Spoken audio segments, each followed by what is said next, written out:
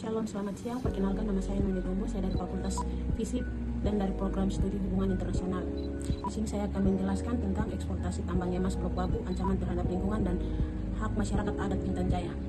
Kabupaten Intan Jaya yang terletak di jantung Papua Tengah kini menjadi pusat perhatian nasional akibat rencana eksploitasi tambang emas di Blok Wabu. Wilayah dikenal dengan keindahan alamnya yang masih alami dan kekayaan budaya masyarakat adat yang menjaga tanah leluhur secara turun-temurun. Namun, rencana pertambangan berskala besar justru berpotensi mengancam tatanan ekologis dan sosial yang telah lama terjaga. Isu ini bukan sekedar soal ekonomi, tetapi juga menyangkut keterlanjutan lingkungan dan hak asasi manusia. Eksploitasi tambang emas Blok Wabu Intan Jaya bukan solusi membangun yang bijak. Proyek ini berpotensi merusak lingkungan secara masif dan mengabaikan hak masyarakat adat atas tanah wilayah mereka yang justru dilindungi oleh hukum nasional dan internasional. Argumentasi pertama dari sisi lingkungan wilayah Blok Wabu merupakan kawasan hutan tropis yang menyimpan keanekaragaman hayati khas Papua. Aktivitas tambang terbuka akan menyebabkan deforestasi, pencemaran air oleh limbah beracun seperti merkuri dan sianida, serta degradasi tanah yang tidak dapat dipulihkan dalam jangka pendek. Hal ini akan berdampak langsung pada sumber air bersih dan mata pencarian masyarakat yang bergantung pada hasil hutan dan sungai.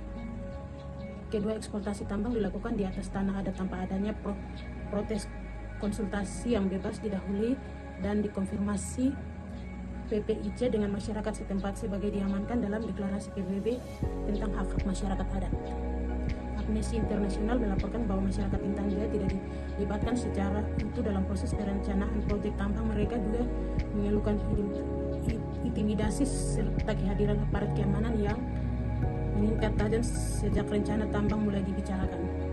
Alih-alih memperdayakan kehadiran industri ekstraktif justru memperarah konflik dan ketakutan di kalangan warga ketika keutamaan ekonomi yang dijanjikan seringkali tidak dibanding dengan kerugian jangka panjang yang diderita masyarakat lokal. Pengalaman dari wilayah tambang lain di Indonesia menunjukkan bahwa masyarakat adat seringkali hanya menjadi penonton, sementara kekayaan alam mereka dieksploitasi oleh pihak luar, baik koperasi maupun negara. Infrastruktur dasar seperti pendidikan, kesehatan, dan transportasi pun tak serta-merta membaikkan meski ada kegiatan tambang. Baik, dari sini kesimpulan yang saya ambil, membangun tidak harus selalu berarti mengalih perut bumi dan mengorbankan tanah adat. Pemerintah dan investor seharusnya mengedepankan prinsip keadilan ekologis dan sosial.